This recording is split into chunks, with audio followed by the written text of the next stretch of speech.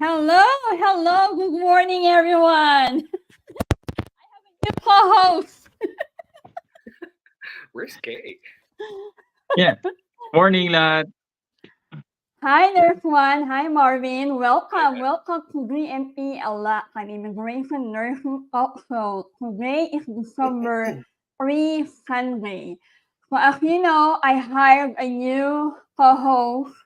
I already fired Dr. Nurse Paul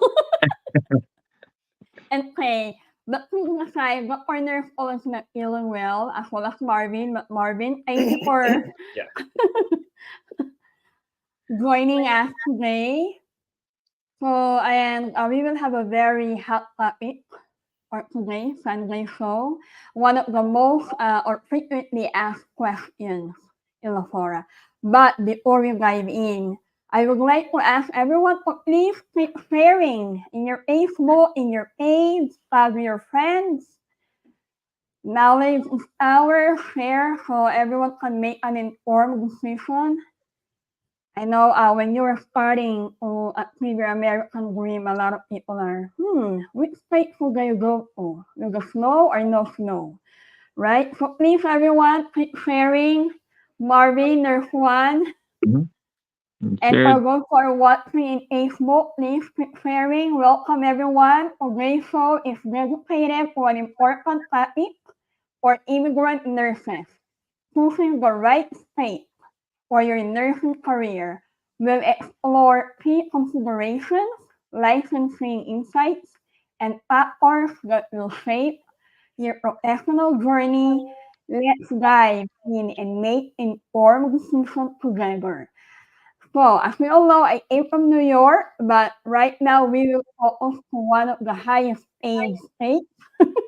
Oh, okay. It's a very good nurse and patient ratio, California, and nurse one is from Kentucky.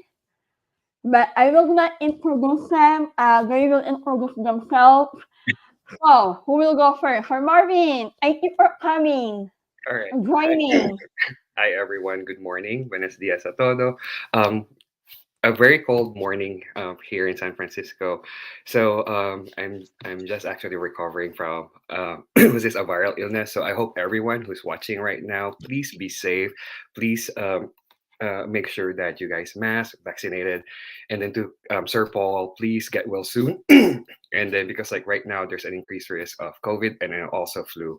So again, my name is Marvin, and I'm a nurse for about like 16 years, but I've been here in the US for about 8 to 9 years, and I live in San Francisco, California. So, good morning to each and everyone. Marhaba. I mean, good day to all.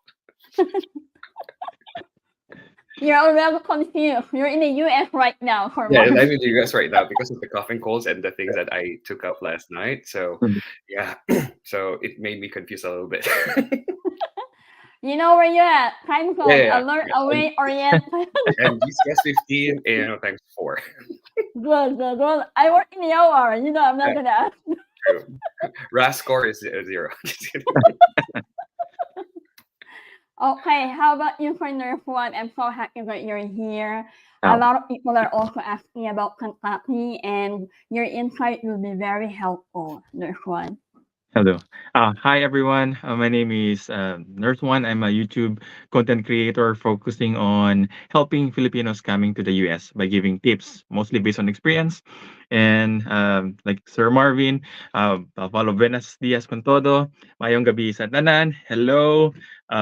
So welcome to the show. And like other shows that or the aim for the admins, we're here to help you guys by doing more or a better selection of your choices coming to the US. There's always a better way. So it's always nice to listen to this kind of talk shows because it will help your future, especially for those who are starting.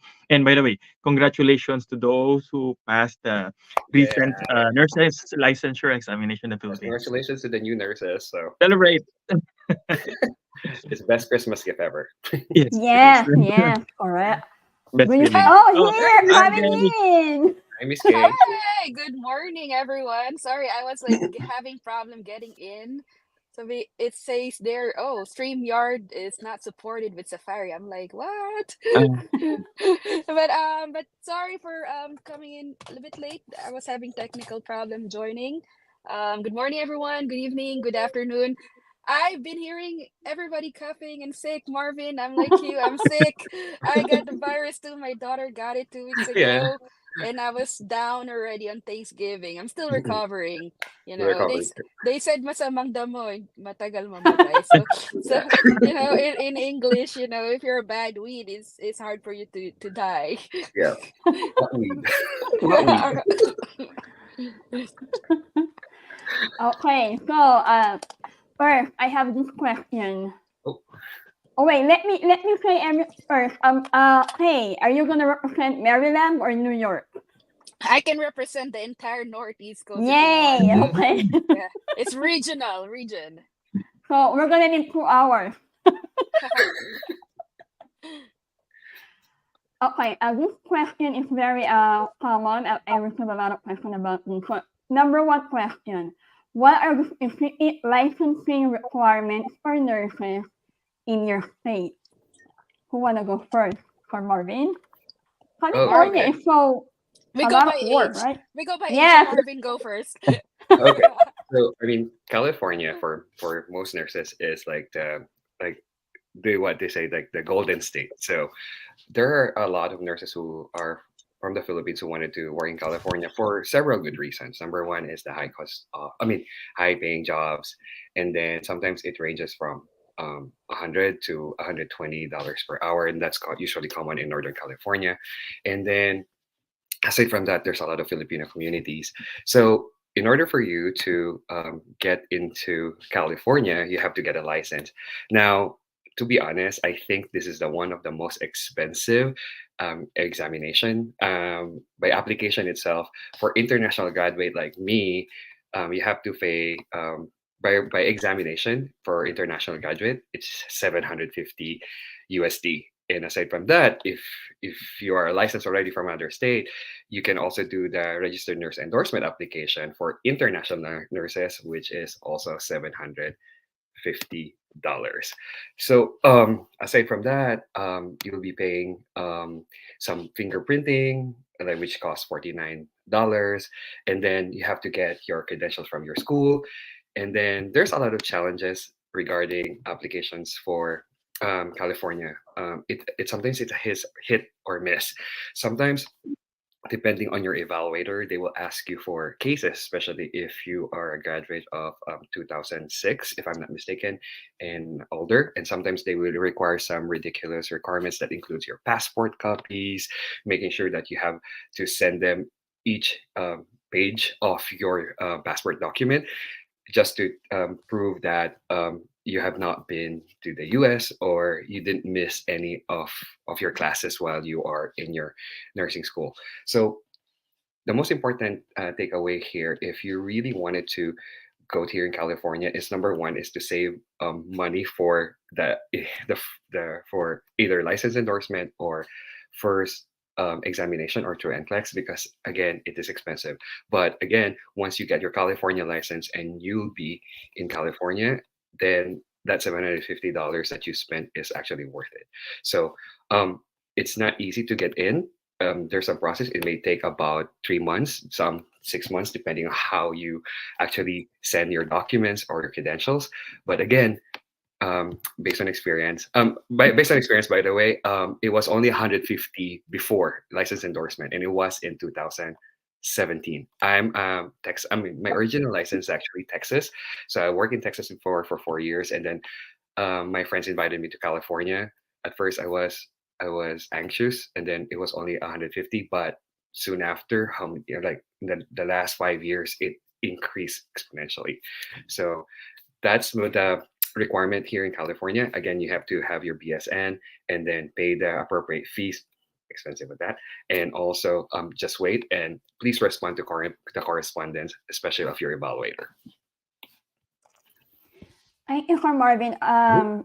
Originally, my NCLEX also was California, and that was 183. But then after some quite time, they're asking for a social security. Yes.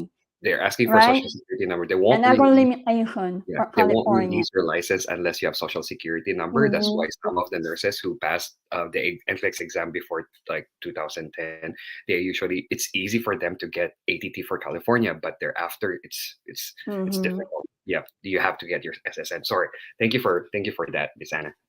Yeah, I will never forget that one of the limitations in California is they asked me for SSN, and during those times, there was a progression. So I Mhm. endorsed mine to Vermont. So now, moving over to Nurse One. How about you, Nurse One? In Kentucky, what are the licensing requirements in there? For Kentucky, usually it's like the basic thing in most states. Number one, of course, is NCLEX. It's easier versus you're getting from California. I took the California Board of Nursing NCLEX also before, but I wasn't able to process that because it was taking that too much time at the moment. So I just had my license endorsed from California to Kentucky. And for the English exams, of course, IELTS. And I think Mhm. recently they added few more things for the English test. I think OET, MET, or what's that? I was looking at it. What else? So just look at the websites. There are a couple of more. I think most of the states right now, they are accommodating other type of exams for English. They're not as choosy anymore. I think even with the shortages for nurses, we really need to pull a lot of people. And for some nurses from the Philippines or other states, other countries, English exam is one of the things that they really struggle. Oh, some people will struggle with NCLEX, some will struggle with IELTS or English test. So hopefully having these kind of options will help guys. So other than that, I think it's not as hard to come into the Kentucky versus in California, or I think Illinois is the one of the hardest state also, if I'm not mistaken. So yeah, I think that's it for me. Right in there, Juan. So I would like to clear mine.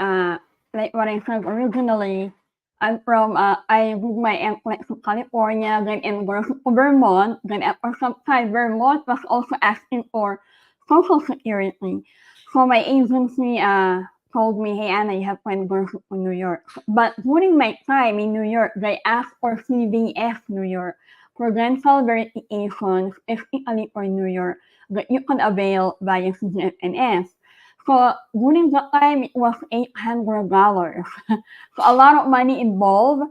And I also did IELTS, like Nurse One said. Some people have struggled with NCLEX. I had struggled with my English test. I took IELTS 5 times, but I finally made it. So in New York right now, you can take your NCLEX without asking the local board exam in the Philippines. If you're from the Philippines, I am not sure if you're from the other country, but if you're from the Philippines, you can file for NCLEX without passing the local board. And right now, there are a lot of offers from the Philippines local board. Congratulations again.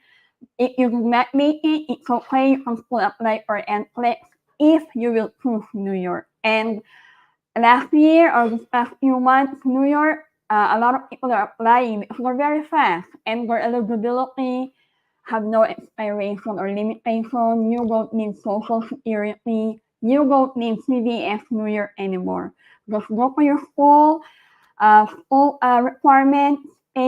That's very easy, but a lot of people are applying and there's a lot of backlog. So that's my experience in New York. How about you, Kay? Which state? Kay has been through a lot of states. I know. I was just around Northeast Coast, because I was dating my husband back then, and he's very clingy. He's very clingy. He doesn't want me to go outside Northeast Coast. So I initially got my license in New York, and like everybody said, it's easier to get to New York because you don't need Social Security to activate your New York license. So um I had my Social Security when I got my license, because during back then, during the old times, right, CGFNS exam was enough for me to get to the United States to be sponsored. But now, because NCLEX is being administered in the Philippines, then we don't need the CGFNS exam to be sponsored. It's easier to just get the NCLEX and then be sponsored. So my route was New York. Um, but during that time, New York and most of the states are really not into compact. They want their own thing. So I started endorsing manually all my licenses to Connecticut, Massachusetts, New Jersey, Maryland. Because I'm a traveling nurse, I needed to have those licenses before I jump into new jobs. So the hardest probably for me was New Jersey back then. You'll be surprised that despite having Massachusetts endorsing my license to New Jersey, New York endorsing my license to New Jersey, Connecticut endorsing to New Jersey, Maryland endorsed to New Jersey. But during that time, New Jersey said, since you're a foreign grad, we need all your documentation again. So imagine being in the United States for 15 years and New Jersey licensure told me, we need all your credentials original being sent from your school, from PRC. It was a chaos. So New Jersey and CGFNS told me that I have to go back and get all my PRC requirement. But then my license in the Philippines was not actually active.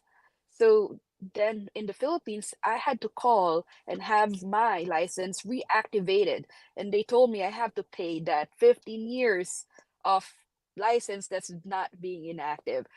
So this is licensure around the different states will come with similar requirement like that. If you're been inactive with New Jersey, then you want to go back to New Jersey to work, they will reinstate your license only if you will have to pay through those times that you were not active. So again, each state will have their different little piece of rule that you will have to navigate. So the best way to really navigate through this licensure is calling directly the state where you are going. It's not easy. Sometimes the website is not sufficient, but I do recommend you calling and sending an email to get the best information. Because each state will have different rules, and each state will change the rules every now and then. Even if I know the licensure last year, it does not mean this licensure requirement will be applicable this year, because the rules of nursing, because of the shortage, is changing so quick. Again, the rules, the regulations of nurse licensure in the US is changing so quick to help shorten the shortage that the government is trying to combat. Not only the government, but I guess all the nursing organization, they're trying to find ways to um to help and cut that shortage, whatever shortage they're calling, right? um so that is, again, I'm licensed in Maryland, but I still have to look at the small fine prints of those information, because again, it changes quick. So New Jersey is compact already. New York is not compact, but they are still working on it. Connecticut is not a compact state. Massachusetts is not. Maryland is compact state. So I reside in Maryland. I can only go to compact states, and I don't need to get a new license. That I can just use my compact license from Maryland. But if I'm going to Connecticut, I cannot use that. I need to have a Connecticut license. And the good thing about Connecticut also is, in other states, there are temporary license that you can apply for. For example, I'm applying that time to Connecticut, and I need to start sooner, and I have active license in New York. What they did was they gave me a temporary license for a short time, and while they are processing my permanent license there. So you have to inquire about temporary license if it is applicable in that state, if they will give it while waiting for the real full licensure. Okay. Okay. So, I just want to say hi to Miss Green Olivar, who's watching us, the mugger of the mugger is muggering. Hi, Miss Green. So, Hi, Miss Jean. I just want to share what she said. So, So in order for you to be flexible and you can choose whatever state, it's better for you to ask or take the Philippine license for a local board, PLNE. So you don't have you have no limitation. You can go wherever you are. But if you do not ask, it's okay. Don't do so. You can still take the test, but it's better if you ask. How about you, Nurse Marvin? Is California compact? No, it's not. It's not compact, unfortunately. So there are talks regarding that one, but California wants it to stay exclusive as it is. So Just like New um, York, you don't yeah, want to share. exclusive. So they tried before during COVID that they allow some other states to get Mhm. get a temporary license, but their license is only good for about less than a year. Then after that, they have to file for California license as permanent one if they wanted to stay in California. So I remember before, I think it was 2020. There are some nurses from Michigan who actually like traveled to some of the Northern California hospitals just to was this work there for temporarily with their license, and then after that they received letters from the board telling them that, oh, you have to apply for um, the original license, not the temporary one. So again, California is still not a compact state. Hopefully by political will of the nurses, by numbers, we can actually change the game to have it compact. Hopefully, but unlikely. I think everyone will transfer to California Yeah. from March if I that might, happens. I might. I absolutely, I will always say be careful what you wish for. There. I Although know. compact, being independent has pros and cons. True. For Sure. me, as an experienced traveling nurse, and who knows more on the economics of the business, Mhm.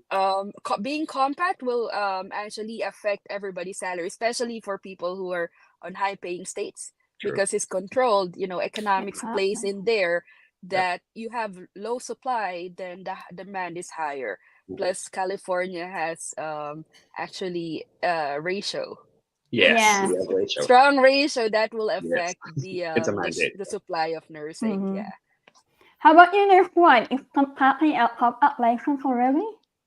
Yes, I think yes, it is part of the compact license, which made it easy for me as well to like work here.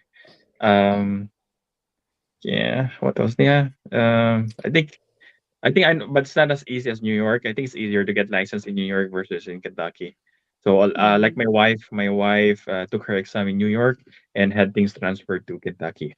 But if she's already here, if she didn't want to endorse it here in Kentucky, she could have worked in New York without taking the IELTS. So that's one good thing Oh. also. Yeah. Because I believe there are other states that require to take you an English test, and in Chicago, I Correct. believe that they still require a nurse to take a CGFNS examination. So remember, Mm. nurses, there are 50+ states in the U.S., and even if it's Yeah. called the United States of America, we are not united in terms of licensing requirements, Yeah. right? Yeah. Every state have their own requirements, documents to be submitted. You're gonna apply for eligibility. You're gonna check their board of nursing, and there's so many requirements. Some require English test, some don't require to take the NCLEX. But later on, you're gonna take the English test. Okay, just Yeah. FYI, because everyone is confused, especially the newly asked nurses in the Philippines. I'm telling you, we're so into coming here in the US. Last night, I received tons of messages. Ma'am, how to go to the Yeah. US? I said, what's DNP Unlocked? So, moving Yeah. over there straight for our next question. A lot of people are asking about this. And she's coughing. Yeah, Okay. I'm coughing still. I'm okay. I'm okay. I'm still alive. Question number 2. A lot of people are asking, how much is that dog? Cost of living. Like, what is the cost living in your current state, including the housing, transportation, and other essentials? So let's go with Nurse One first in Kentucky. Oh, okay. Uh, for the housing, it really depends where you're gonna be assigned. Like here in the city area, like Louisville, I think the nurses coming here are they're paying like 1,200 to 1,600 for their apartments, depending on their location. But you can get as cheap as like maybe like 600 to 800, depending which part of Louisville you wanna have your house, like choose your house. Um, but if you're trying to find a place outside of Louisville, like in other like more rural parts of Kentucky, it ranges from like 300 to 1,000, depending on your preference or the type of accommodation that you want. Like for condominiums, of course, they're more expensive. Usually, houses are like cheaper here, especially the trailer type of houses. I think the first one we stayed here was like at $325 per month, so it was really cheap. What else? Transportation. Normally for Kentucky, I would always suggest try to get your own car or private car, one way or the other, brand new, secondhand, or just buy those things in Facebook Market. You really do need transportation here, because in most states, like in other states, it's not common to have like public transportations. Only major cities or really like big cities have like a public transportation. Louisville has one, Lexington has one, and I think the other parts of Kentucky we don't have any public transportation. So car is an essential thing. So, but also it is really nice to have your own car. Electricity and water, those kind of things. It depends which state you are. For me, here in Louisville, it was cheaper versus in my first county in Eastern Kentucky. So electricity and gas is around 200. Water is around like 100, something there. Then Wi-Fi is like $60. Telephone bill is like $60 as well. And the internet, what else do we pay? Food. Food not as Groceries. the what? Um, Grocery. Like, yeah. yeah. Food is I think it's not as expensive as well. Grocery per week. Mm-hmm. If I'm single, I think I can go buy less than $100 per week. Then yeah, I think those will be like major things for expenses. Wow. I want to move there. Uh, it is cheaper here, Miss Anna, but it is also starting to get more expensive. Comparing Mm. from the first year that I was here, I think our grocery was cheaper. The only thing for me, we're trying to spoil ourselves at the moment. So we buy a lot of things. We try to spoil like in our house. We buy stuff. Mm-hmm. So typically for me and my wife, we're like in 200, 300 per week for um our budget for expenses, and some of them are non-essentials. So But that's it one makes thing. you happy, right? You work hard for Yeah. it. How about taxes? Do you pay a state tax? And of course, we know that we all pay federal.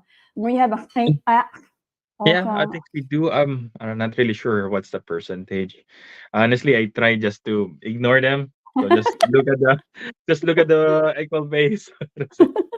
But I do have to do things like what Miss K and you guys are talking about, like to try to maximize your income by applying for what they call these things, for a 1K or for O3B Requirement. and Mm-hmm. retirement, and putting And IU in and stuff. IULs.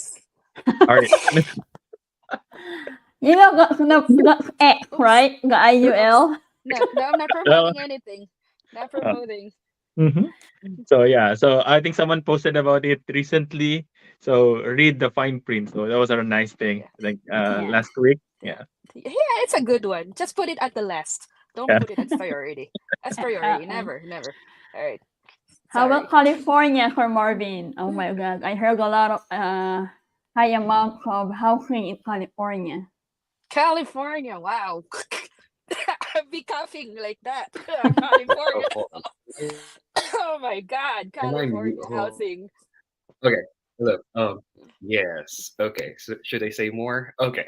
So actually, California, based on the 2023 report from CNBC, California ranked second as the most expensive state to live in 2023.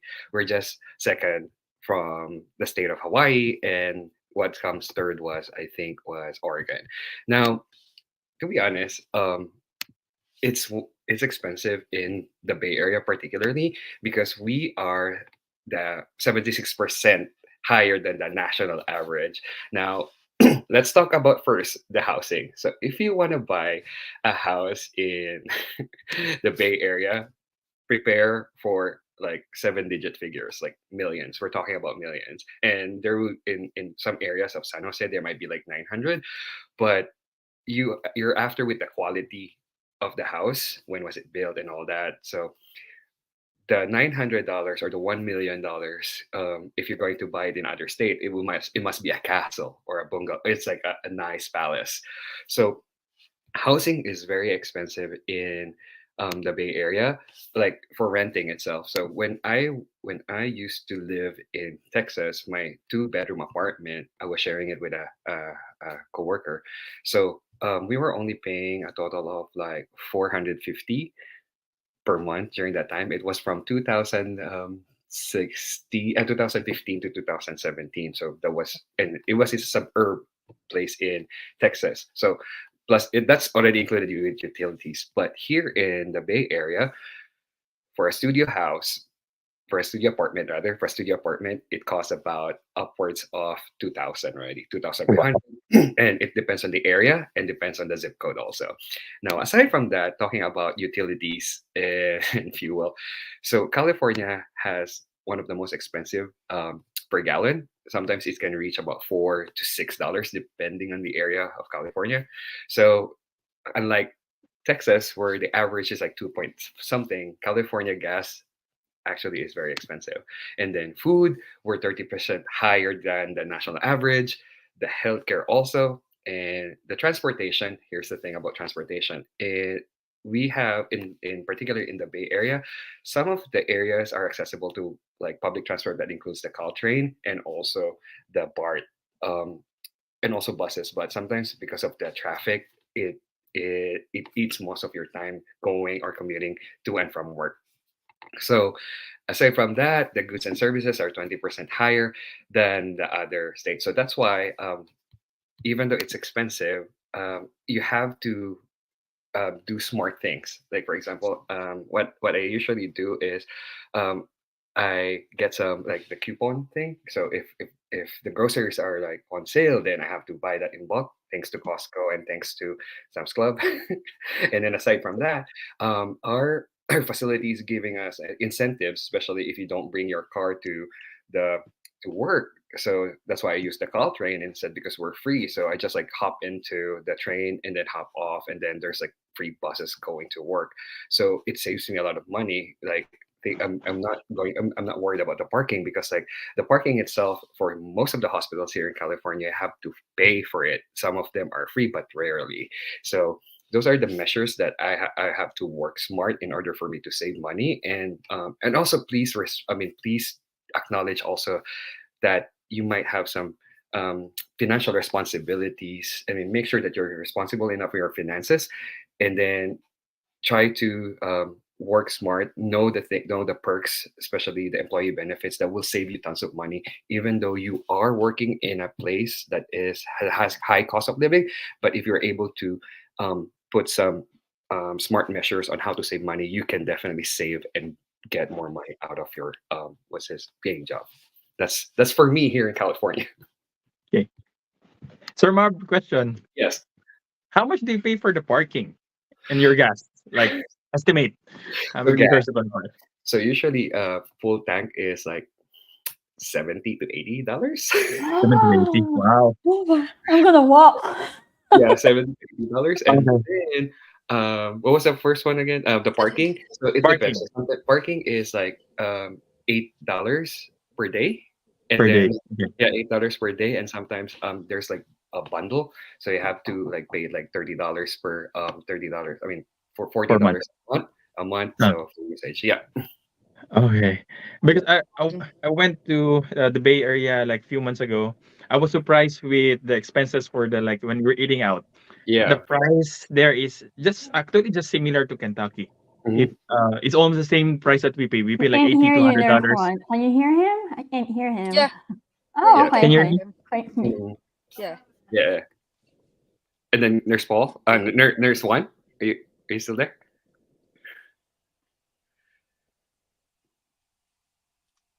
It's there.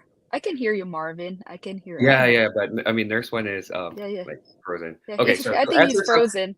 yeah, to Yeah. answer some of his questions. So most of the food here, I mean, like there's a ton of restaurants here.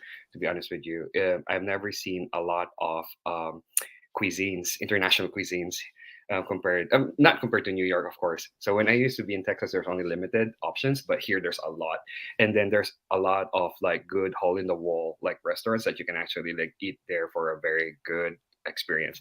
Now, yes, most of them are similar price to almost anywhere, but again, it really depends on the district or the county. Sometimes they impose some tax to add it. Like for example, one of the most expensive area is Palo Alto. The sales tax is 9% compared to the average, which is 7.25. So if you're going to buy a Louis Vuitton in Palo Alto area, so expect that it will cost more compared if you're going to buy it downtown because of the differences of the tax. So usually per state, the district can impose or the local junctions can add district taxes that can increase the tax. And yeah, there are some, that's why there's differences between the payment, I mean the services and the prices per county. Yeah. How Where about is you, Nurse Quick. Pay in Maryland? Yeah. there's Yeah. one? No, I Cost mean, of living. follow-up question real quick for Marvin. Marvin, Yeah. what car Uh-huh. do you have? For $80 to $90 per full tank, what kind of car do you have? So Is it it was a big SUV, a mid-size, or a sedan? so um so the one that I drove was like a sedan that was old. It was old. Yeah. So Yeah. yeah, it was old. But I usually like Mm, gas only like once or twice a month. Because like most of the time mm, I just like drive the train because like if it's easy for me because like I don't have to park, and then the safety of my car. Because like to be honest with you, I'm not going to sugarcoat this.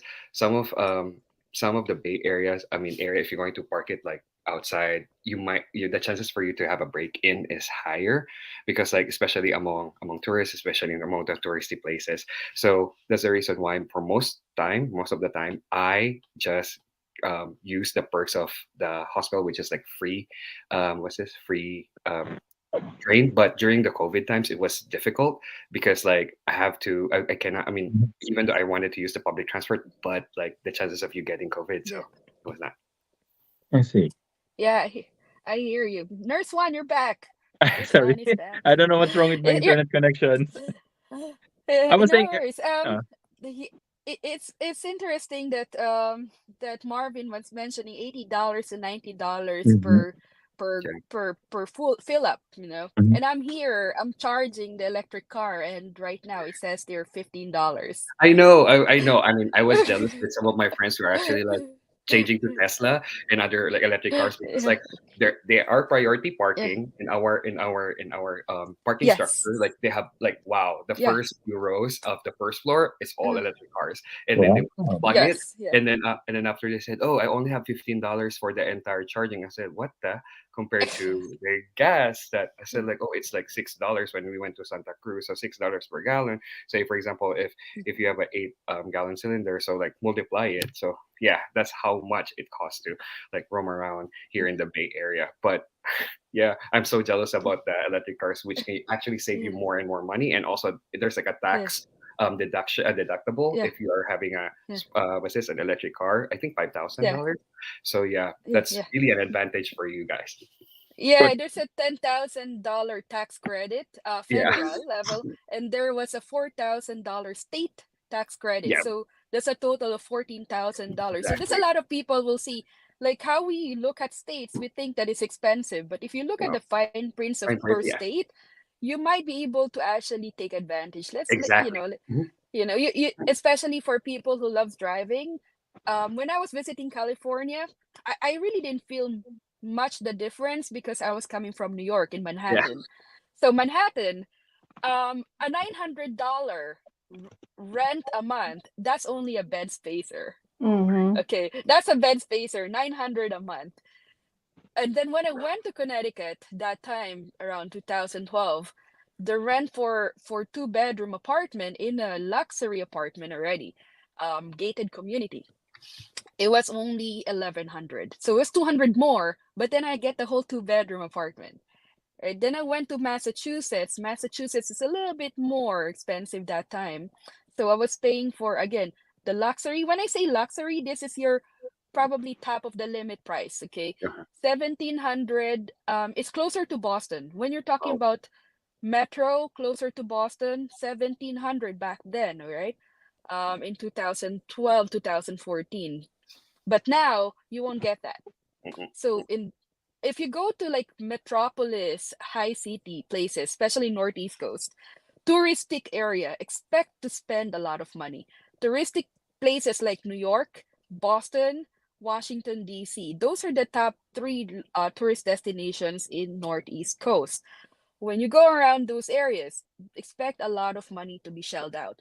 One thing that you also have to remember, the timing that you're going to come to the United States. If you are going to the United States and you are landing on a summer here is around June, July, August. If you are arriving those times, please be aware that moving season on the United States is around June, July, August. It means everybody's moving out, everybody's moving in. So there is a huge demand for housing during those time period. What I recommend before you guys come to the United States around that time, if you know you're coming around June, July, August, please look for housing already as early as March and April and reserve your spot. Because when you get to those high demand times, the price of the rent actually increases more. Or the price of the that location, let's say in Jersey Shore, where I used to live too, not a lot of people thought that, that throughout the year is the same thing. So people were posting 2,500 for a two bedroom house or apartment. But then I said, no, which month are you looking at? If you are looking at June, July, August, you're talking about 2,500 a week, right? Because those are tourist hotspots. Majority of the housing there are actually for Airbnbs. So if you are going or moving to a new location where there's a lot of beach area, vacation spots, specific month like Colorado. I've never been to Colorado, but I have looked at the housing there. During winter, a lot of people go there because it's one of the best ski resort area in the US. Those are the seasons that you don't want to move in because the demand for housing is very high. So it's very expensive. Maryland, I would compare Maryland and Massachusetts almost the same cost of living. But as soon as I get closer, again, as soon as you get closer to the metropolitan area, the city, the downtown, expect the rent to be higher. Okay, when I say expect the rent to be higher, in Manhattan, a two-bedroom apartment can cost you already 3,500. But if I go south, Manhattan is the New York City, New York, New York. But if I go south, like 20 minutes south of Manhattan, I can be in Staten Island. That can be 3,000. If I go 1 hour south, that can be 2,500. If I go 3 hours south of Manhattan or just far away in the middle of nowhere, maybe I can be paying 2,000 a month rent. Again, the farther away you are from the metropolitan area or the tourist area, it's cheaper. So the best way to navigate cost of living for housing is go to um, zip code, find the zip code of your new address, and then type it in Zillow, apartment.com, go to those websites and check for the rent. But you have to type there the zip code, not the state, not the city, but the actual zip code. The actual zip code will bring you closer to the price of the money that you will have to pay. If you go by state, it's going to be hard because like California is very big, and North California and South California is definitely different price. New York is the same thing. It's like Texas, Houston, Dallas, um, are two different cities, metropolitan areas, so they will have different price. Austin is different. When New York is different. Upstate New York, Albany is different. How about Syracuse, New York is different. When I go to Rochester, New York, it's different. So again, each city, each county, and each definitely the zip codes will give you the best price for that. As for the car, the gas here in Northeast Coast is not as expensive as California. Ours is cheaper. I'm looking at the gas station right now. Let me look for the price right now. I cannot Here see in it. New York, we're paying $40 for full tank.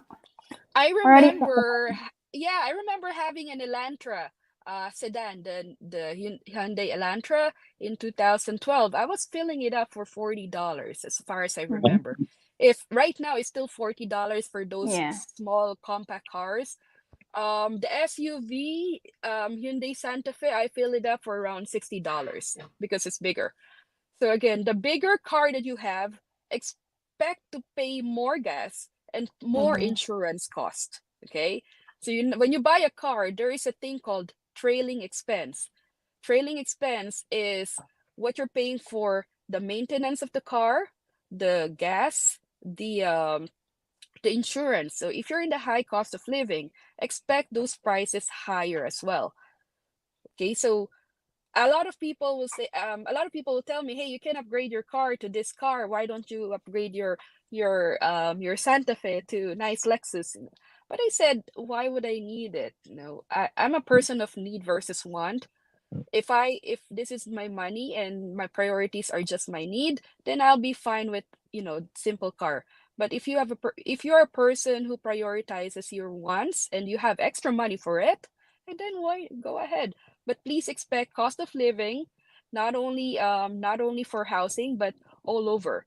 Your cost of insurance, not only car insurance but health insurance, life insurances, they all change. If you get a quote from California for a life insurance and you're going to go to Kentucky for a quote for life insurance, Kentucky probably will give you the cheaper price versus a person in Mhm. California, because hospitalization is more expensive in California and New York, in Boston, than being hospitalized in Kentucky.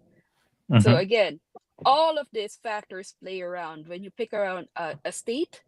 The cost of living really plays a big important part, but the salary goes up as well. You know, I'll give you an example. I went to Hawaii for a vacation and I'm from Manhattan. I said, I found Hawaii very expensive. Like Marvin said, Hawaii is the number one. Yes. The way I would interpret it is, if I'm a nurse, I might need 3 jobs to sustain a house just to buy a property in Hawaii. But if I'm in California or New York City, I might need at least 2 jobs as a nurse. But if I go to, let's say, other states like Idaho, Kentucky, Arkansas, maybe 1 job might be enough as a nurse. So those are the things how I will gauge it, how many jobs you need to do. And if you have 1 job and that state is a high cost of living, then you might need to do side jobs. If you're a person who does not like to do extra jobs on the side and you just want to prioritize your family, maybe going to states that will suffice enough income for your family and extra savings, those are the things that you will have to consider. Maybe those states will be beneficial to you if you're not the person who loves business. When you go to metropolitan area like New York, busy people, a lot of events, it's very advantageous for people who has businesses and events, or any business, because of the population. You're taking advantage of the population of the area. So there's opportunity for you to grow as a business. Okay, And let it me can add help about suffice the cost of living. New York, since I'm from New York. So we arrived here 2018. We have no car. Just a reminder, for New York, remember Brooklyn, Queens, Staten Island, Long Island, what else? Bronx. So they're in a downstate. Because a lot of people, when you say New York, it's always Manhattan or it's always Times Square. But no, like Clay mentioned, those cities are expensive, everything's expensive, even the parking. So where I live right now, I'm in a upstate in Hudson Valley. It's colder. I'm near to Albany. I'm near to Rochester, like 1 hour to 2 hours. The rent here are cheaper and the house are cheaper. Like we recently bought a house. We only 3 bedrooms, 2 bathrooms. We have a garage and a backyard, and it only cost 300,000. which you can never find when you go to the city of New York. Like I said, bed spacer costs $900. So in terms of transportation, we only got our car 4 years ago because we have a lot of bus here. We have Uber, Lyft, we have local taxi, we have subway, we have major train. Like I'm here in Hudson Valley, I travel an hour, I go to the city and I work as a traveler nurse. And it worked well with us. But when we have a car, like Nurse Juan said, it's better. You have more flexibility. But when you have a car, my husband brought me out in train station and I go subway and major train like Metro North. In terms of gas, like I said, we're only paying full tank $40 to $40. And health insurance, since we're a traveler, we have our private insurance, so it costs a lot. With utilities, cell phone, a little expensive. Like as a family, we have three cell phones. We have iPad. We pay 100, and utility we pay only 100 also. So it really depends where you are exactly in New York. Because people will send me message, ma'am, how much it cost? So when you're in downstate, like Brooklyn, Bronx, Queens, they're expensive. When you're in upstate, in Albany, Hudson Valley, Syracuse, Rochester, we're like the province of New York, but there are other more farther provinces in New York. So if you want to save more money, go upstate, but you need a car. If you want to have more flexibility, like see a lot of Broadway plays, be in the city, but you're gonna pay more, and the parking is so expensive too. So that's my site in New York. Mhm. Any more suggestions? Yeah. Oh, we Yeah. got Yeah. the daycare center or babysitter. Daycare. For the parents who have kids, I pay $18 to $20 per hour, and if you have more kids, you have more discount for it. Yeah. You Yeah, know what I mean? childcare. Good thing you mentioned, Anna, because I was using babysitters before, Mm-hmm. Yes. and I when I was in Connecticut, I would use the kinder care, and not again not promoting any company here, Mm-hmm. but I'm just sharing my experience. So kinder care actually was charging me 160 back then per Oh, wow. week. Okay, for one Yeah. child. All right, because I didn't have it. I was in the location in Connecticut that is not in the metro. It's actually in the valley. It's called Beacon Falls. It's about 25 minutes away from Yale University, Yale Hospital. So it was in the middle of nowhere, but I'm only 25 minutes away, back road, okay, back road. 25 minutes away, and that's around 6 miles, I believe, from Yale. But because it's a back road, then of course it's slower. I was paying $160 per week, but now probably after 10 years, you will see about 200 per week cost of living Mm-hmm. to have one child babysit, one child babysitting it's job How there. many So hours is that, Kay? so that you can drop off the Depends. kid from Mm-hmm. I was dropping off my child from 6 a.m. until 5 p.m. So they're Mm-hmm. actually The whole 6:30 day. a.m. Yeah, 6:30 a.m. to 5 p.m. I was dropping my son, and I was paying like that, almost $200 a week.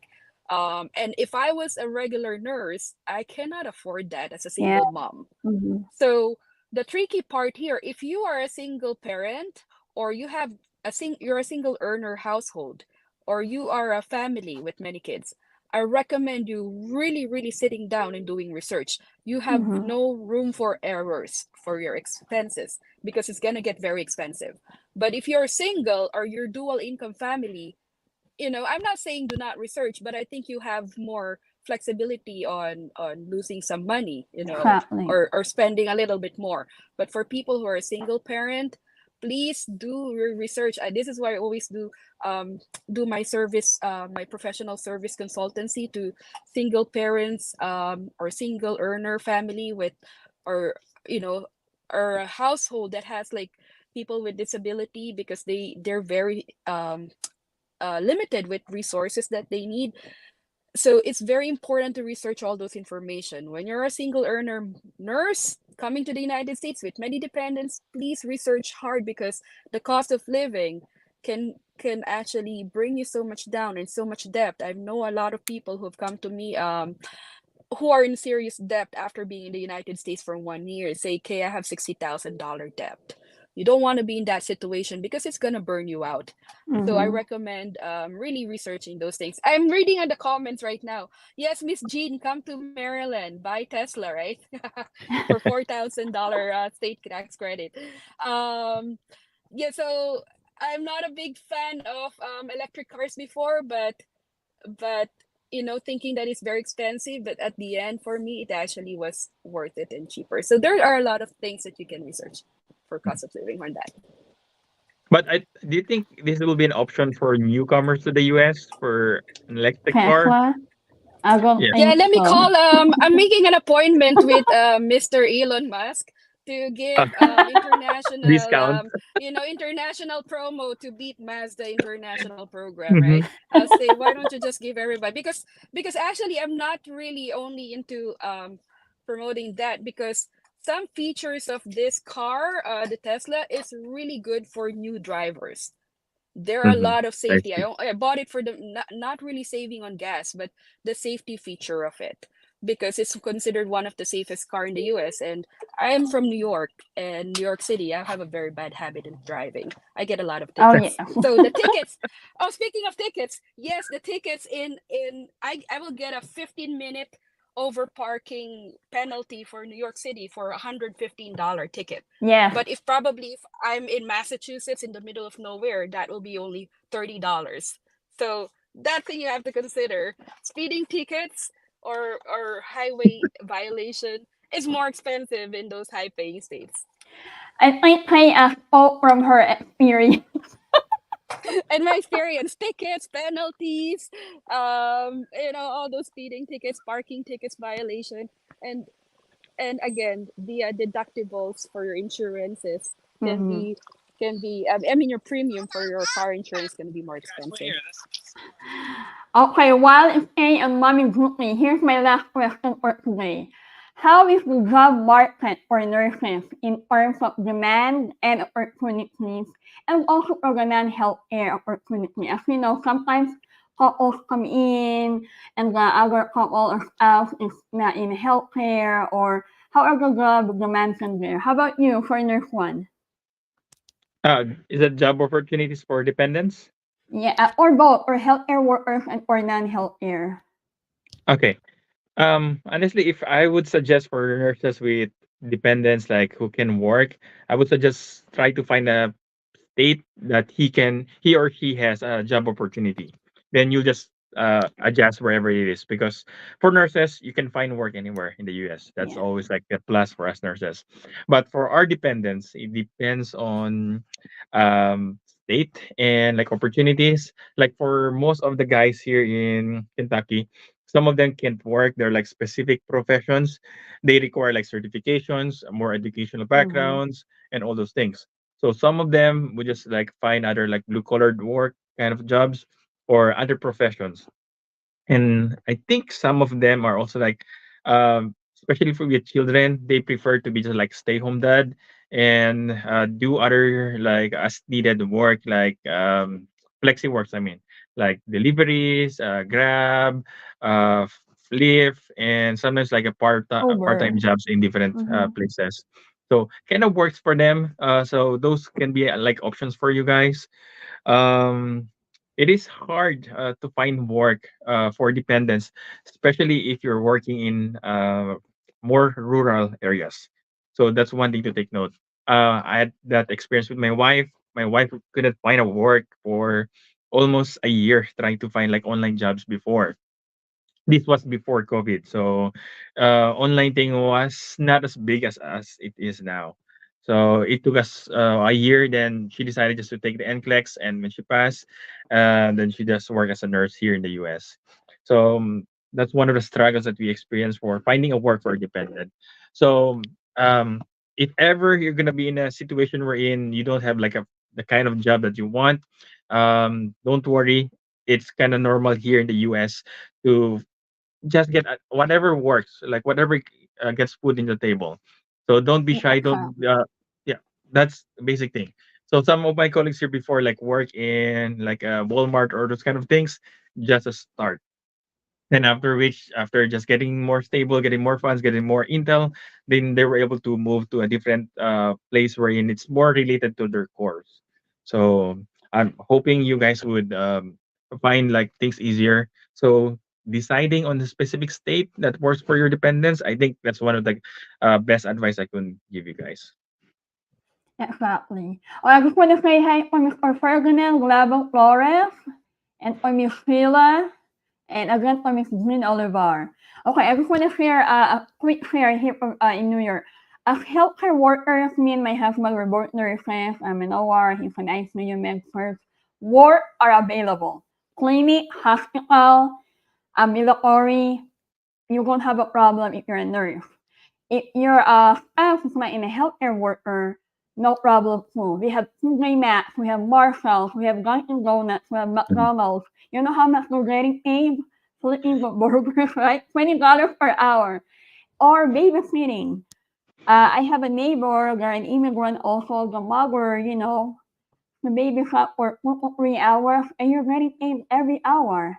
And I have a neighbor also that learn how to do gardening, mow the lawn, or doing snow plowing. So you have a lot of jobs here. If your spouse is not a healthcare worker, like my carpenter earns $200 per hour. Can you believe that? I should be a Mhm. carpenter. Yes. Well, yes, especially that we built a new house. Like we're calling these people, contacting them. They're getting paid per hour for their services. So don't worry if you're considering New York and if your spouse is like a healthcare worker, you just have to find what will help you get by and support your spouse. But like what Nurse One said, you need to be certified.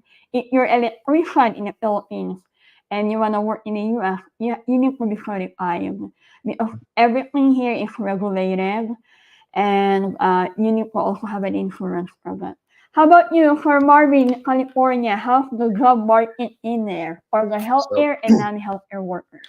So there's a lot of career opportunities, especially for healthcare workers here in California. So there's a bunch of hospitals like Kaiser, Sutter, Stanford, Mhm. UCSF, and all the UC hospitals. We have a lot, and even those pop-up clinics and dialysis centers. So for nurses, we have a lot. It can be all there. There are also online jobs for you. Now, Mhm. I'm relating this experience when we came in here first time in the U.S.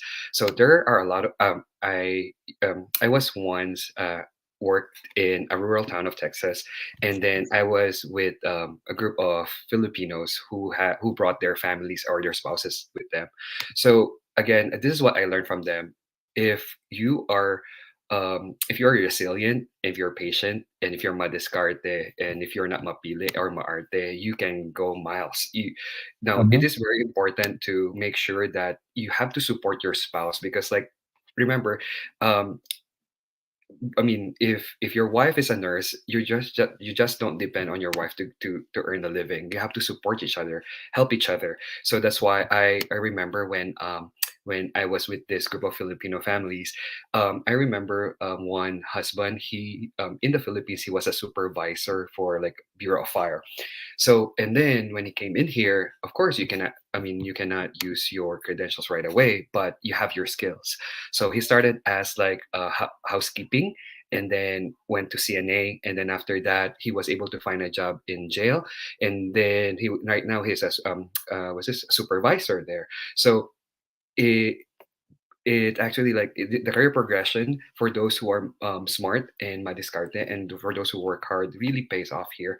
So again, there's also try to test new grounds here. I mean, if you are someone in the office and if you want to try the blue collar jobs here, it's fine because, like again, here in the U.S., it's an equal opportunity for those who really wanted to work and to one and for sure you'll be granted with some of the benefits, especially if you work hard. And aside from that, another family that I had with is that they're doing online jobs. So at first, I remember when this spouse was actually like he applied for USPS, and then he was like doing doing a lot of Mail sort delivery. yeah, mails and deliver mails everywhere, Mm-hmm. saying hi to him, especially on a Monday, because like he delivers the mails every Monday morning to our apartment. And then so eventually he switched jobs into online while facilitating it. So if you have the skills and the talent and you're Mm-hmm. resilient, there's a lot of opportunities for you and for your spouse here. So try to help each other. And again, for the great rewards are for those who work hard, hindi maarte, madiskarte, at hindi mapili. And that's for me in California. Exactly. When you're in the US, pride and ego has doesn't work here. You could Yes. not bring that, right? Like, hey, I'm a Mhm. supervisor. Hey, I'm a manager here in the Philippines, and you want me to work what? No. When you come here, you support your spouse and that you support your family. You support one another. It could be competition of what can you do more. Because when you come in the US, me and my husband, he don't have NCLEX yet. So I was going working as a nurse. So he worked in a price shop or a shop, right? I forgot in Delhi. And he was earning $11 per hour. And we have no car before. So he needs to travel an hour. So I felt bad for him. I said, you know what? Stop working and just review for your NCLEX. But he said, I want to support you. I want to help you because bills are piling up and you're supporting your family back home. But I was so when you come here, support one another, take whatever job that will help your family financially and back home too, because we have parents, old parents or relatives that we want to help.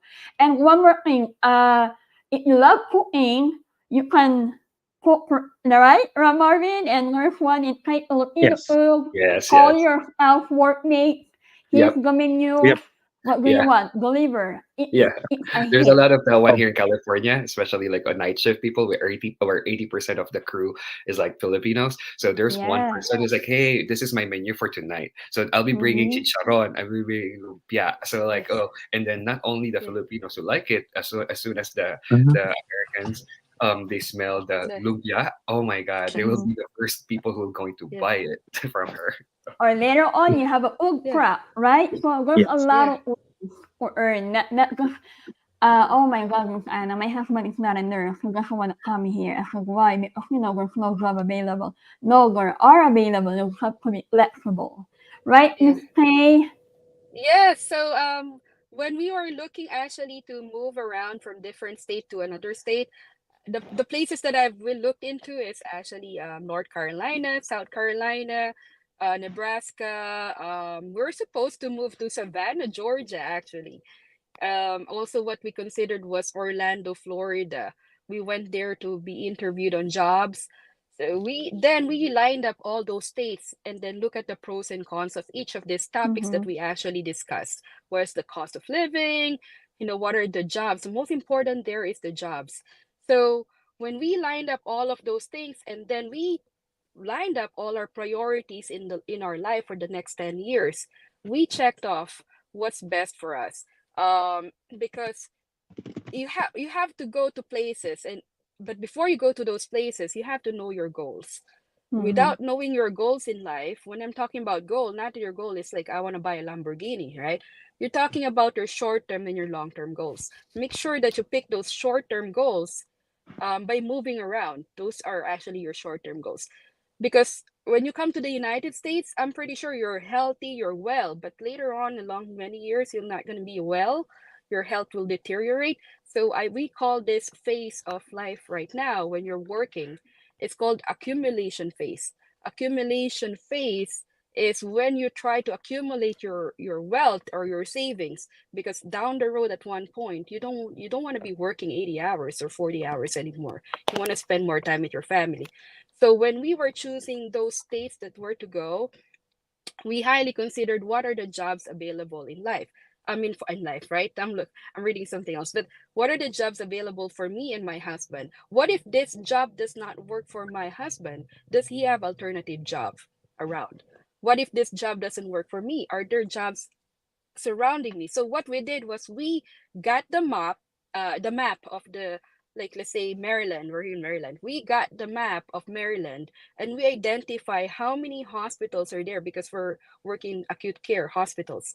So we identified how many hospitals are hiring our jobs, our specialty, our profession.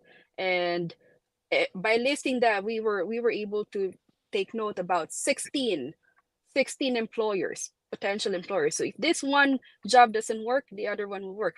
But when you look for a job like that, you have to make sure you read your contract. But because if your contract will say, if you terminate this clause, you cannot work in any 6 miles or 25 miles. So there is a portion in your contract stating non-compete clause.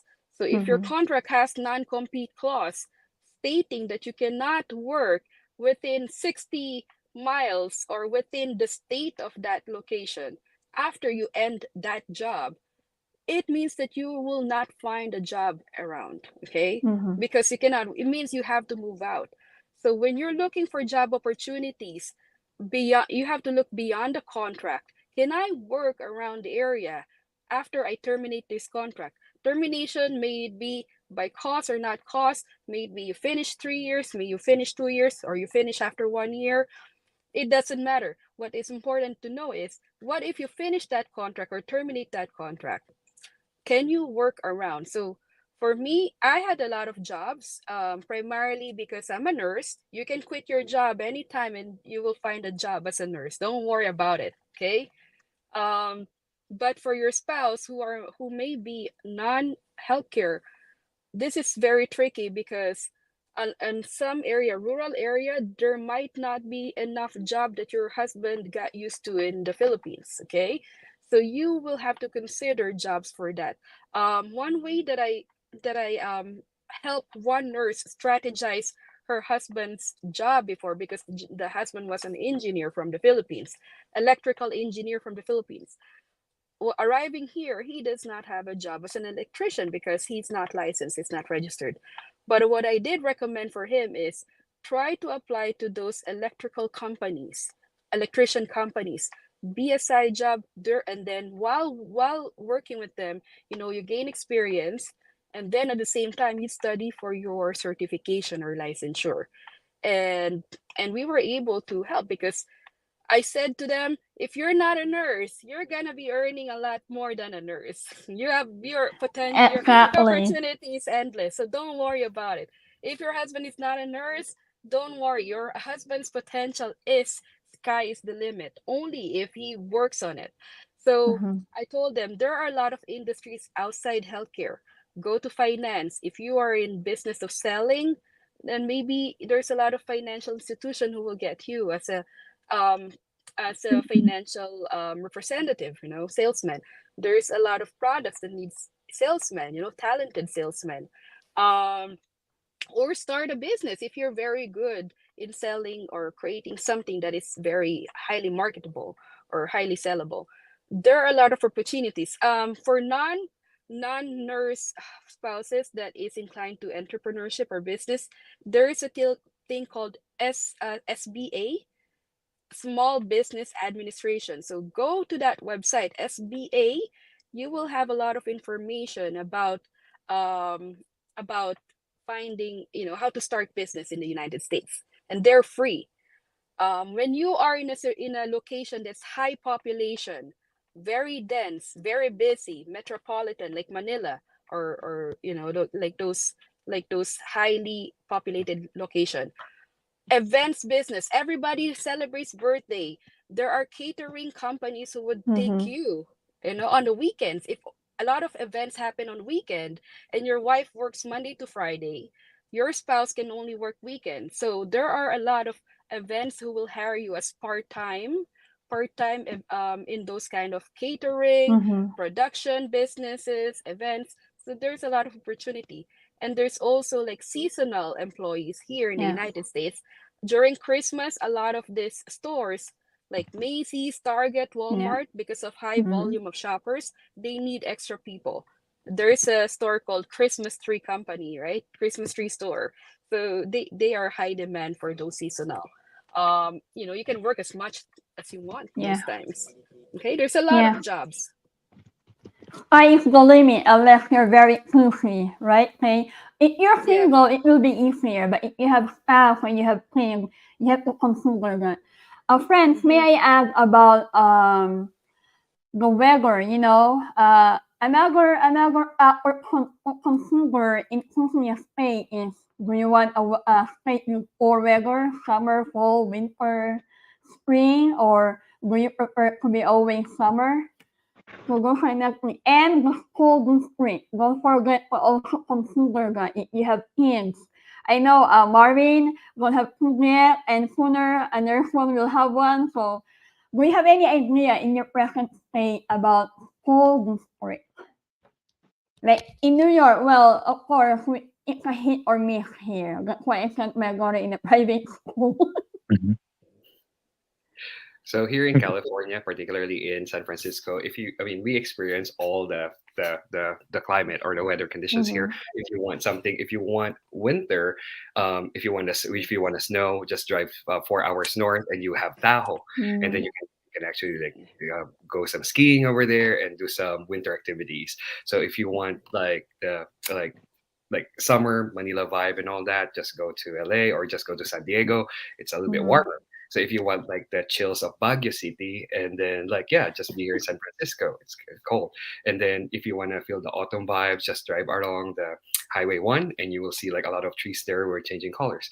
So those are one of the factors that I consider. Before I used to work in Texas, there's only two things, like it's either warm or too cold. Mhm. Everything is bigger in Texas. But at some point, because I was working in northern Texas, I for the first time they had some snow. I mean, they have some sleet and snow every other year, and it's actually a disaster because like the roads in Texas are not suited for ice. Yeah. So there was a point that we were taken from our apartments by the big people of the hospital, so we can work and we can stay in the hospital. And then compared to other places, like they use salt. Just to make sure that the roads are passable or workable. So here in California, the reason why also, I mean, Northern California, the reason why I stay there is all because of the weather. It's always cool. There's pros and cons. And some in summer, although it's cool, but there we are risk for bushfires. So Mhm. Yeah. so those are the things that one of the most important thing that you need to consider in finding your state is the weather and also yourself. What do you really want in the environment? Do you want like a cool breeze all the time? Do you want the feeling of like Manila or Baguio? Or do you want the feeling of cold, like you want to go ski? Or if you want like always sunny? Yeah. So I consider San Francisco to be close to perfect in terms of weather, but again, there's pros and cons about it. Sir Marbs, tornado, anything like that in Oh, California? I mean, there are tornado warnings, but not compared Yeah. to when I was working in Okay. North Texas, because like we have Texas, okay. yeah, tornado warnings because we are in the Yeah. tornado belt. So Um, I think I remember in 2017, then when a big F5 tornado hit a county there, and I was the trauma nurse, so we're on heightened alert. But I just want to take that opportunity because like I learned a lot from the community, and that if there are some like big disaster thing, the community people will really help. And I saw it on my very eyes, like the people will go to the hospital no matter what are their professions, just to help the people. If you see the movie like Twister, like there's a lot of Mhm. disaster, it's like that. But the help support from the community was overflowing, and it made our work among healthcare workers really easy and efficient. So big kudos to them. How about you, Nurse Juan? Do you have tornado in Kentucky? Oh yeah, we do, but not really the big ones. I think they had one time like a big tornado, and they were always saying that tornado won't happen in like mountain areas, but Mhm. it did on that part. One of the major tornadoes we Mhm. had was in a mountain area, so that's one misconception about it. And I think last year we had a really small one, just a few maybe like 15 to 30 minutes away, but it doesn't last long, maybe like just for 10 seconds. So that's where they were claiming. um Here in Kentucky, weather wise, we're same, we have like four weathers. The good thing here, we don't have that much snow, so that's one thing that I would say like an advantage. And like Sir Marv's, I also had an experience when I was staying in Eastern Kentucky. with the super big snow. I think it's like once in every 5 years that we have the kind of snow. The police came to fetch us in our houses. Mm. Like the nurses are behind the police car, so that's the first time But for me you're not to. arrested, right? No. No, so all because of the snow. So and also the community, like what Sir Marv says, in rural areas or like county areas, people are really nice, helpful, and those kind of things. People will wave at you just for seeing you. So like that's kind of weird for me when I was new here in the US. Like, do they know me? So I'm not used to that. So that's one thing. Um, um, I think sunny. We do have some warm climates, and it does get warm sometimes, but not as bad as like in Florida or I think in Texas. Um, Sometimes we do feel like the Filipinas vibe, like the Manila warm, but not as much. I don't sweat as much here in Kentucky versus in Manila. So in Manila, I'd be like getting out of the shower after 15 minutes already sweating. So here, Yeah. no, I don't feel that here. Yeah. Snow, like I said, I think like for this month, we only have like uh what do you call this? Like just a flurry of snows. We don't have really like snows for this month. Snow will be coming in maybe two or twice in January as per Mhm. weather updates. So that's a kind of good thing here. Yeah, to add up Any what input, Miss Nurse A? Well, we have Yeah. both snow. We have both snow. Yeah. Yeah. So going Yeah. back to Northeast. this one, Yeah. he was saying about like sweating. So I Mhm. remember my mom used to pack a lot of panyo to me here in the US. And Handkerchief then I said like, mom, I'm not in using the it. fan, right? Yeah, Yeah. yeah, pan and Oh Yeah. panyo. yeah. So I still have the And panyo. umbrella. Yeah, and then How when about the I came back lampin to you the put in your Philippines, back? so Oh Yes. yeah. For sweat. The Good, towel that you put yeah, in the the good towel, back. morning, yeah, the towel. towel and the powder too. Good But morning. like, yeah, but when you're here, you're gonna use it. And then when I go back to the Philippines, I said, "Shock! I forgot the Yeah. panyo." It's like, yeah, you have to wear that panyo in the Yeah. Philippines, but not here. And, and your Yeah. deodorant.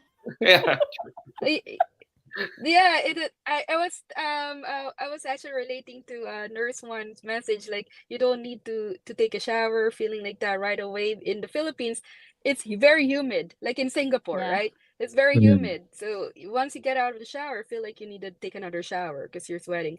In the US, majority of the warm weather here is it's not as humid, it's drier. Mhm. It's not humid, but it's hot, but it's so there's a huge cases of skin cancer here in the United States. Actually, it's a lot of cases in the Philippines. Like I've never heard of skin cancer coming to the OR Exactly. for excision, but here in the US, oh my God, we'll have a lot of patients in the OR lined up for skin lesion Yep. excision Both. for Yeah. biopsy. Yeah, Mhm. because huge because it's very hot here. The If you go on your phone, look at the temperature. There is a thing called heat index, so please always check that hit index in your phone for alerts to make sure that you are, when you come out and the hit index is very high, please cover yourself up with, your SPF, high SPF sunblock. It's very important here in the United States. Mhm. Yeah, right. Very important because it's dry heat. It's hotter. You don't feel it that it's hotter. Mhm. Yeah, Even on Northeast Coast the same. even on winters, okay, this is the only place wherein you have to wear moisturizer because on Yes. winter, like Yeah, especially if you're yeah. new, your skin gets to be like too tight, itchy. You So got I have to windburn on your lip. my lips, yeah, lip balm. So I'm not used to that back home in the Philippines or Singapore, but here I have to use that constantly. So kind of helps, especially for those coming here during the winter time. Mhm. You need those kind of support in a way. Yeah, because the heater is on as well here in the Mhm. Northeast Coast during winter, so it will dry up. That's why a lot of our throats are dried and we become prone more to coughing, Exactly. and the virus. So Northeast Coast, we get the four seasons. Everybody saw it. Autumn in New York, probably, and serendipity. I went ice skating. That's why I got sick in And the my Central white Park. Christmas, Yeah, and the White Bryant Christmas. So Park. yeah, so we got all that four seasons. Northeast Coast, when we say New England area, that's one of the best autumn or fall is for Mhm. tourists. Even if you go, if around October, go travel to New England. It's one of the best places to see the fall. You're talking about New England, Massachusetts, Rhode Island, Connecticut, Vermont, Maine. Those are your New England area. Connecticut is the one next to New York City. So then coming down, you have New York, New Jersey. They still have fall as well. Pennsylvania, Delaware, you will still see that fall Mm-hmm. season. In Maryland, we get snow as well in Maryland. Virginia, we get snow, but it's not as heavy as when you're talking about closer to the Canada border, to the higher area. The closer you are to the Canada, the more snow you will have. Yeah, Um, like me, 5 hour drive away.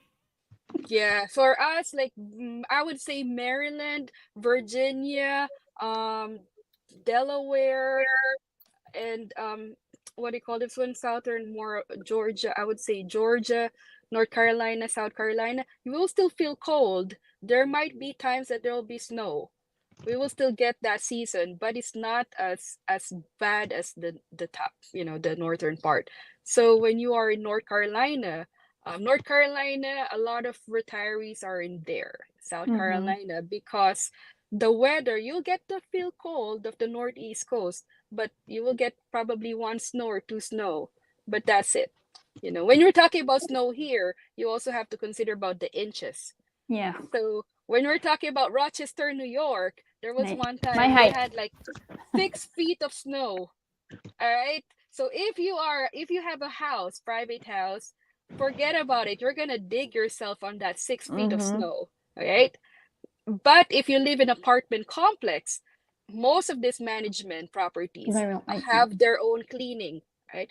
So when we were living in apartment, we were so enjoying it because they were cleaning the snow, they were plowing it. And Uh-huh. then when we bought our house, I I have to shovel and plow Hey, the don't snow. remind me that. So there's our pros and cons of buying a house. I'm like, can we just go back to the apartment? Yes. Also, one thing is if you live in the metropolitan area, metropolis city, the city has a lot of money because you're paying city taxes. They have money to plow and clean those snow. They have money to make sure that nobody will slip on those ice. If you slip in New York City in front of the business establishment, that Got business paid. establishment will be sued. Okay, Mm-hmm. so that's a thing here in the United States. Lawsuit is very high here, the amount of lawsuits. So what they try to prevent is make sure as soon as the snow falls, they start salting. So Oh. make sure that people will not slip. Um, on the hot season, there is a regulation in the United States when it's a regulation is a law that if the temperature drops below certain level or goes up high No. level and your AC broke down and you live in an apartment complex as a newcomer immigrant, that apartment complex has by law has to give you a living condition situation. If it's very hot, they have to fix that AC system within 24 hours, within an hour. All right. Some of Mm-hmm. those states have those rules. So again, if you're a new immigrant in the United States, your AC broke down and it's very hot outside. I mean, and it's very hot inside the house and outside. Please look at the state or city law on when this maintenance should come. Because if it's in our nursing, it's called stat. Okay, stat. They have to fix that stat. if it's if it's winter and that AC broke, I mean that heater broke Heater. down, the Mm-hmm. heater broke down, that the maintenance the management has the responsibility by law to fix that heater, that not PRN, not when they're available the next business days. No, when you're living in an apartment complex like majority of the nurse immigrants, Mm-hmm. you please know these regulations because you don't want to be missing those and being taken advantage, like oh you just go to the hotel because our AC No, broke yeah. or our heater broke. No, don't fall for those things. Okay, it's the responsibility of the management to make sure that you're provided with safe living condition on those apartment complex. Exactly. So we always ask Yeah, by the time. It's almost yeah. 1 hour 40 minutes.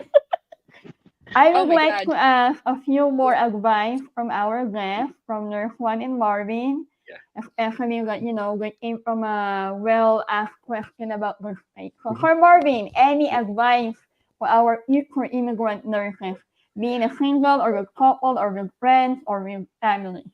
Sure. So this is my to wrap up everything of what we have said, because like we discussed a robust amount of information. So this is my advice to Filipino nurses who are coming here for the first time, single or with family or with children. So I have seven C's, seven C's. The first one is career opportunities. Make sure you have a competitive rate, benefits, and then demands for jobs for you, and also please consider your spouse also. And then next is the cost of living. Consider that the housing budget, the taxes per state is very different. So consider that. Next is the climate and weather. Not everyone loves the cold. Not everyone loves the warm weather of Arizona or Texas, or if you want a forever sunny like Hawaii, it's up to you. Next, also consider that we did not touch here is the crime rate. So make sure that Mm-hmm. you live in an area where your children are safe, and then they can actually go to school with the school bus, and then like your neighborhood are safe, especially if you're walking around the area. So and then next one is the next C, the fifth C is commuting routes. So make sure you have access to public transport, you have access to airports, going to work. So the I know anything that's near to the hospital may be costly, but make sure that you consider the commuting routes too. And then the sixth C is childcare and close to family. So one of the reasons why I choose the state right now is I'm closer to some of my friends. So they can check on me, and then we can hang out anytime I want, because sometimes your neighbor here may be a mile away. So and also consider the childcare, especially if you have children, access to health, access to babysitter, access to daycare, and then and the school and the school district. Those are the things that are very important, especially if you're dealing with the child who are going to school. And lastly, the seventh one, choose yourself. Again, not all state be best state for you. Not every state is for your expectation. Now every state here in the US has its pros and cons, beauty and the ugly. So please do start your research. Now if try to consider, are you an outdoorsy person? Are you a person who loves the city life? Are you a person who loves nature, entertainment, and do some activities? Consider that one too. And we respect that. If you wanted to live in a busy metropolis like New York or the chill environment of Kentucky, that's your thing, that's your vibe. And then I know at the end of the day you'll make a decision for you and for your family. Now before you make that decision, one advice that I get from my friend is, before you find another state, visit that state first and feel the vibe. Because if you feel like homey in that state, there's a lot of Filipinos, there's a lot of activities, there are things that you really want to do in that particular state, then that's it. Now, as what Kay said, research your state first, and explore your state and find your home, find that homey feeling away from home. And that's my advice. I have nothing to say anymore. He's summarizing all. There's one. How about you? Thank you for Okay. Marvin. Thank you Uh, so much for your time. Sure. Sir Marvin already discussed most of the things, so I'll just add on. so so Okay, one thing I noted. will Okay. One thing I would add on is, if you're choosing a state or you have an offer, don't base it mostly for the entire state. Try to specify on which place you're gonna stay. Because like here in Kentucky, or like any state, um, there's a place where it's like city area, rural, and like different kind of like statistics, like for the crime, the cost of living, all those kind of things. So you have to research based on your specific place that you'll be moving in. And like what Sir Marv said, it is ideal to like find a place that suits you more. Like if you're staying in if you like outdoorsy places, it's nice for you to go like in a rural place. If you like the city area, go to the city area. One thing to add on is, if you know how to drive, you can have both of those things. Like you can live like an hour away from the city area. So if you want to feel like a city area, just drive to the city area, something like that. So always has like pros and cons. So research. Expenses wise, it differs from state to state. Salary also depends.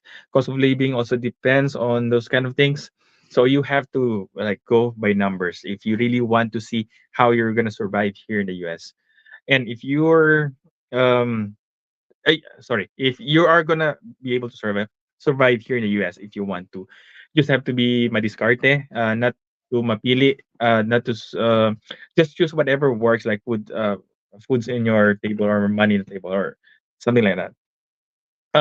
What else can I say? Family. Family is always nice to have here in the US. So it is advantageous to stay with your family or near your family to help that additional support. But of course, it depends on the kind of family that you have. So and also don't expect too much for those who are not really close to you. Those one thing like I always hear about like their family is not really helping them.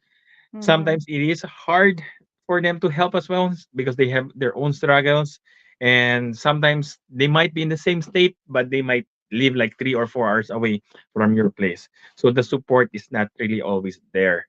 So just one thing to like to consider when you're deciding for the state. What else can I say? Yeah, I think that's it for me. I think that's the advice I can give you guys. Yeah. Okay, thank you so much for your time. We were so amazed with all the information that we received from them. Thank you, and a great Thank you. welcome for Marvin and Paul. And my last thing also is choose a state with a well-diverse community. I mean, let's not Yeah. forget about racism and bullying. It's part also of American dream. You have to be Yeah. strong. Remember, you come here, you come in America because you have a dream for yourself and for your family. There will always be a danger. It's not always heaven or honey. You have to consider those, how well diverse. That's one thing I love about New York. Well diverse, it's a melting pot. And when I came here, I don't really want to stay here because I hate snow. But then throughout the years, I fell in love. I saw more of the opportunity. And so we decided to buy a house. So like what they said, take notes. You can rewatch this if you missed the show. You can take notes, share it, and don't forget, DNP every Sunday.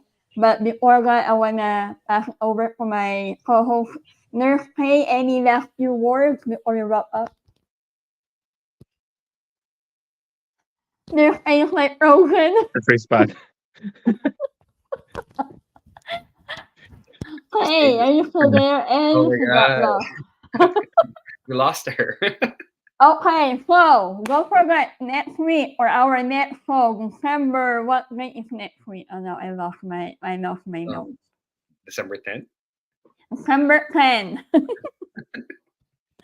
We will invite you again, Globe. Okay. So this episode is a very good look from our next episode 12, finding a house, be it renting or buying a house. There's a lot of consider. I know Nurse Juan just recently bought a house too, and Marvin also is in the process, and I just bought a house. It's a whole new world, right, Nurse Juan? So Mhm. don't forget December and next week, episode 12, finding a house. 8 a.m. Pacific time. I hope for all will be feel better and will come join us. Yeah. And there's Kate too. We're not gonna wait for her. So thank you everyone. Thank you for your time. Thank you Nurse One. Thank you Marvin so You're much for welcome. Thank you for your having me. Thank you Thank you. too. nuggets of wisdom. Have a good weekend everyone. Thank Yeah. you. Thank you so much, guys. Congratulations from Wesleyan. We passed the comprehensive exam for 48 students and 89 Wow. masters. Congrats. Congratulations again to Oh, those there new goes. Sorry, masters. I got kicked out. Yay! Okay, go ahead. I Just in got kicked time. out. I don't know. I just my streamer just shut off on the last minute. I'm like, wait, wait, don't kick me out. Yeah. Okay, your, Yeah, so your I last just want to words add before. my last Mhm. word is each state will have different offer, each city will have different offer, things to offer, okay? So the best is be open-minded all the time. Listen to all, be be a sponge. When you get here in the United States, be a sponge, which means try to learn as much as you can with to other people. It does not mean that you did do disagree. If even if you disagree with other person, it doesn't mean that you have to shut down your ears and your eyes. Okay, so if you hear something good about specific place or specific information, try to explore that. Be open-minded. Let other people speak to you. Let other people, be a good listener. So you will learn a lot. And then go home, process that information that you learn, and see if it's applicable to you or not. But if you're just gonna be a close-minded person, if you're gonna just shut down people just because, oh, you heard this state is not good, this city is not good, oh, you don't like that place, or those other people don't like that place, it doesn't mean that it doesn't fit them. It will not fit you too. Okay, most of the time I find myself that this place was actually good for me. For me, like, I'm in Baltimore. Everybody would say, "Oh, Baltimore, I've heard of it. It's notorious for one of the most horrible places." But I'm gonna tell you, majority of the best hospitals in the United States are actually in the dangerous places. Mhm. Okay.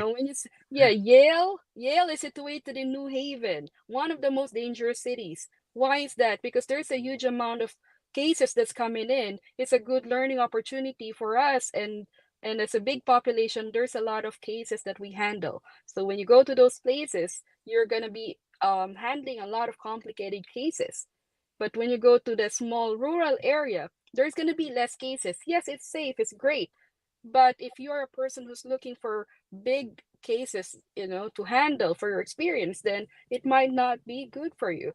So again, so go to those places, finding out what's best for what's best in that place and what it can help you. Okay, what it can deliver to you. So please listen to all. It's never one size fits all. Not everybody wants to go to California. I'm one of those. I said I visited California. I've always want to visit my friends and family, but it doesn't matter how high the pay is. It's not for me. Okay, it doesn't matter how Manhattan is very great for me as a single person, but a person with a family is not best for me. So your life will change as you stay here in the United States. Your goals will change, your priorities will change. So please align yourself with these people with same values. Listen to them. Be open-minded all the time. Thank you, Clay. Thank you, Okay, everyone. thank you. We'll see you Thank next you. week. Thank you, Thank Marvin you. and Nurse One, for your time. Thank you so much for our viewers. Please Thank you. keep sharing this Again, and next time. remember DNP Unlocked every Sunday. An immigrant nurse talkshow will help you achieve your Yeah. American dream.